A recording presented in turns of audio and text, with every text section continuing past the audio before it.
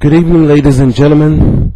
My name is Rudolph Williams, and I'm here this evening to talk to you about the subject matter of how the church should view homosexuality. But before I begin, I want you to take a look at two photographs. This is a photograph of two women embracing.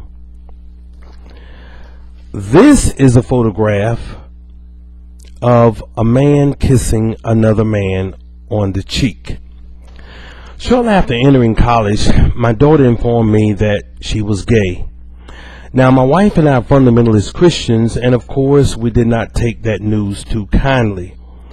It took some time, but eventually we learned to adjust to, if not to accept, my daughter's new lifestyle.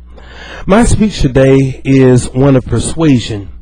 I am not here today to change your mind about homosexuality, but to persuade you to take a second look at how the church should view the subject matter of homosexuality and the homosexual person.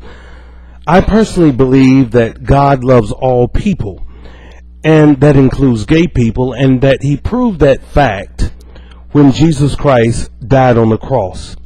The three main points that I want to cover this evening are, number one, how the Orthodox, Protestant, and Catholic Church views homosexuality. Number two, the validity of that view.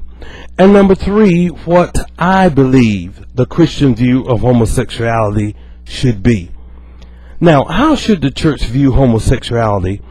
Last Wednesday, and let me show this while I am saying this, last Wednesday, President Obama signed a gay military law, and these were the words prefacing that signature, and I quote, "Gay Americans fought just as hard and gave just as much for our country. No longer will tens of thousands of Americans in uniform have to be asked to live a lie." So how does the church mainstream see homosexuality? For the most part, the Orthodox, Protestant, and Catholic churches consider homosexuality an abomination against God. The biblical rejection of homosexual behavior is documented in the Old Testament. Genesis chapter 19 tells the story of two angels who destroyed the cities of Sodom and Gomorrah because of their homosexual practices. Jude verse 7 records that Sodom and Gomorrah acted immorally and indulged in unnatural lust, which equates to homosexuality. Leviticus chapters 18 and 20 records that if a man lies with a man as with a woman, both have committed an abomination against God and shall be put to death. Therefore, to make my point, according to the Bible, especially the Old Testament, the case against homosexuality seems validated. However, I have come today not to question whether homosexuality is right or wrong. Neither have I come to validate its practices. What I have come today for is to change your view of the homosexual person according to the New Testament view. I believe that anyone who claims to be a Christian should love and accept all people, and that includes homosexuals. If we as a church and if we as Christians consider homosexuality as a sin and reject those who practice it, then why do we accept fornicators and adulterers and murderers, etc., as worthy of redemption via the cross of Jesus Christ? I am of the persuasion that if Jesus Christ died for the whole world because He loved it, then He also loves gay people.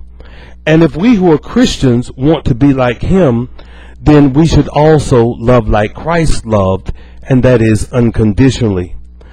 My daughter lives the gay lifestyle. I may not agree with her choices, but I do agree with the fact that I love her. And if I can love one person that is homosexual, then I can love everybody who is homosexual. This evening, you have a choice to make as a church and as a Christian. Will you be selective as to who's worthy of acceptance of your love?